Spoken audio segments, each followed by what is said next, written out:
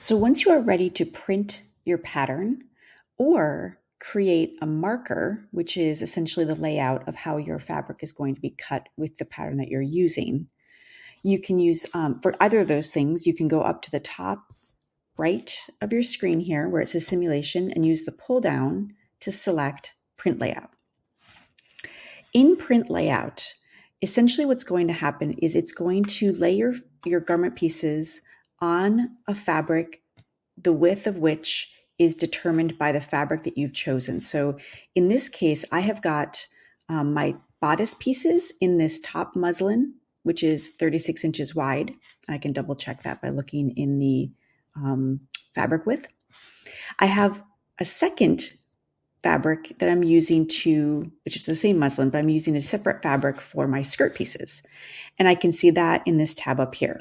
So while you're in print layout, all the fabric pieces to which you have assigned pattern pieces will be represented up here. So this fabric is my muslin 28 by 36. This fabric is the same fabric, but I've assigned it differently to my pattern pieces. When I'm currently viewing all of my grading, so if I unshow all my grading, it shows it in whatever base size I've selected up here. So if I forget, I can go back and be like, oh, I've got size 8 as my base size, and that is what it's going to display on the print layout. So with this selected, I can choose either my bodice pieces or my skirt. I'll look at my bodice pieces first. I can see what the layout would be if I only wanted to look at base size 8 by selecting this button that looks like a play button. So it's nest pattern. When you select that, it's going to do a best fit for that particular pattern on the width of fabric that you've designated.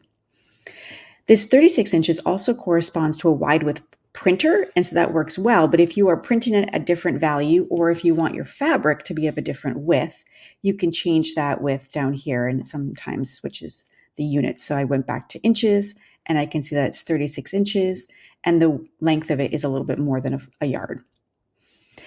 When you're about to print this out, you may want to give some space around your pattern pieces. And if so, you can change the buffer spacing here. So if it's 0.5 as a half an inch in between all of your pieces, when I switch that, I now have to press play again to rearrange my pattern pieces with that new specification in my layout. I can just choose the single current garment, or I can go to grading and I can select the number of each grade that I want, specifically as total. I can do one of every size. So it's giving me one of all the sizes that I have graded, and I can hit OK, or I can select something different. So with this, I'm not pressing play yet. I'm going to go into my garment display, and I'm going to show grading as a random color. This is going to assign each size of my patterns as the color that I've designated over here in my size grouping. So it's not exactly random, but it's going to give us that color. The reason this is showing up as black is because my size 8 is a black. And this is just showing size 8 right now until I press play. When I press play, it's going to place one of every size I have here with the color that I've designated. And it's going to do it with maximum efficiency and with the buffer spacing I've already determined.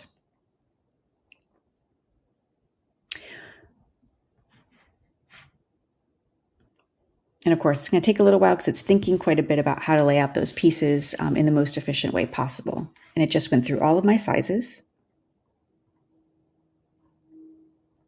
And now it is placing them. Okay, so it goes through it. It thinks for a while. It does an iteration upon iteration. We can see how it refines the layout. It takes a bit of time.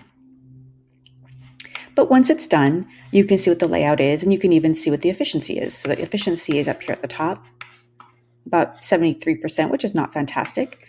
If I'd like to improve the efficiency, one way to do that is to make it so that the grain direction can go not just one way, not just up and down, up, right? So all the pieces are facing in the same orientation, but I can go up and down as long as my fabric doesn't have nap. And that's going to allow some of our pieces to be flipped just entirely 180 degrees. And so if I want to do that again, I can have it reorient all my pattern pieces with the possibility of some of them being shifted upside down.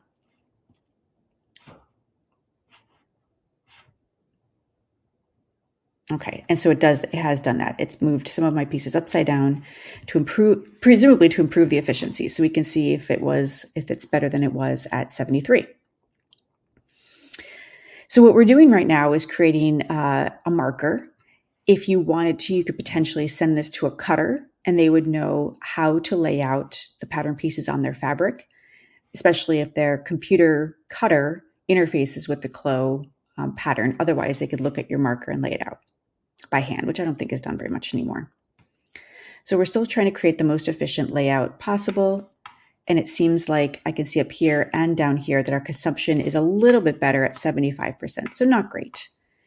If you don't care about the layout at all, for instance, when I worked in a company, we used fleece, which doesn't really actually have a grain line. You could do 4-way grain direction and it wouldn't matter. You can also manipulate them on your own. So you can select a piece and rotate it around if you want to do that as well. Okay, so that gives us our marker. If we want to do this as a print layout on a piece of paper, we then would have to go in.